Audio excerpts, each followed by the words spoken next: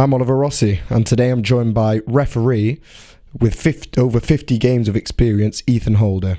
So, Ethan, as a qualified referee and an attendee of this fixture, do you believe the referee conducted his officiating correctly, or do you believe Hazelrig were correct in their protests? I believe as a referee, you have to deal with the game in front of you. I think the referee did that on the day. The players didn't act accordingly, to be honest. The way that they conducted themselves on the pitch wasn't good. It wasn't necessarily tackling, but the way that they spoke to the referee was just out of order. I think if you don't maintain that discipline on the pitch, then they're just going to walk all over you for the rest of the game. So I think he did perfect out there, and he gave them warnings, he offered them sin bins, and they continued to ignore his advice. So he had no choice, to be honest, on the day. So specifically regarding the linesman incident, the linesman being sent off, obviously, do you believe the red card was justified, and if so, why? I believe it was. I think if the player's conducted himself that way off the pitch, then you never know how he's going to behave when he comes on it. At the end of the day, they didn't lose a man on the field, so for them to react the way they did, I think was a bit out of order, but he had warnings, and I don't think you can throw the linesman flag on the pitch to begin with. I think that's a yellow card. He's interfering with play, and then when you start speaking to the referee the way he did, it becomes a second bookable offence and a red card. So yeah, I think the referee did right on the day. Moving on instead off the pitch, the criticism the referee faced, including calling even for his ban. What are your thoughts on the broader impact of public scrutiny on referees and their role in the game? I think at the moment referees are getting quite a lot of criticism. I don't think it's really fair at the end of the day, especially at grassroots level of football. People just turn up to enjoy football. Without a referee, that's not going to happen. I don't know if you've ever played in a game where a referee's not turned up, but it's never the same as when a referee does turn up. There's never any discipline, and the referee is there at the end of the day to make sure everyone's having fun, everyone's having a good time. Without him, the game's not going to get played. So I think they need a bit more respect on the field.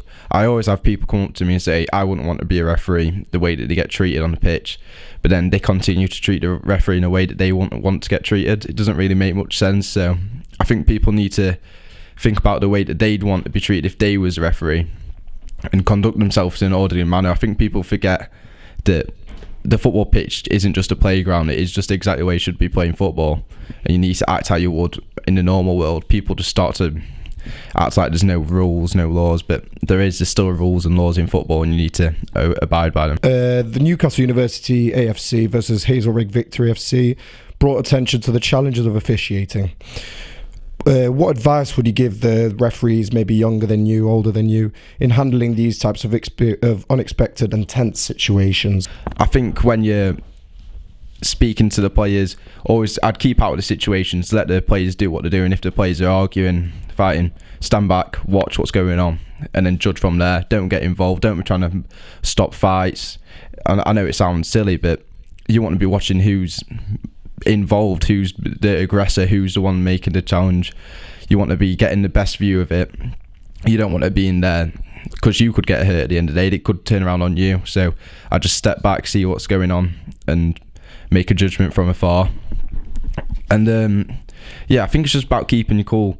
Obviously in the game, I think the referee, he warned players, which isn't always going to happen. So I think they got lucky on the day, but they got warnings. But if they're not going to listen to warnings, then you're in your right to send them off. So I think there just needs to be a bit more discipline. I know this next question is slightly challenging, but as an experienced referee, having officiated over 50 matches, do you believe Hazelrig's abandonment of the game was correct and fair to the players?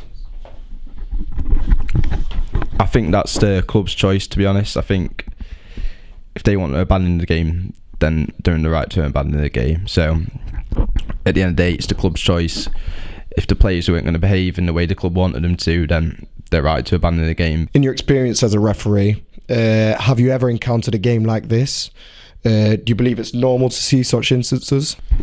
Like I've mentioned before, I don't think this was a normal situation. I don't think new referees coming into the game should, if they hear about situations like this, be afraid, because this is a one-off situation. But you will get situations like this. There will be a time in your career, if you referee enough games, something like this will occur. But I'd say don't get put off by hearing stories about these types of games. I think the referee handled it well. A special thank you to Ethan Holder, experienced referee. We'll join you next time on Pitch Perspectives.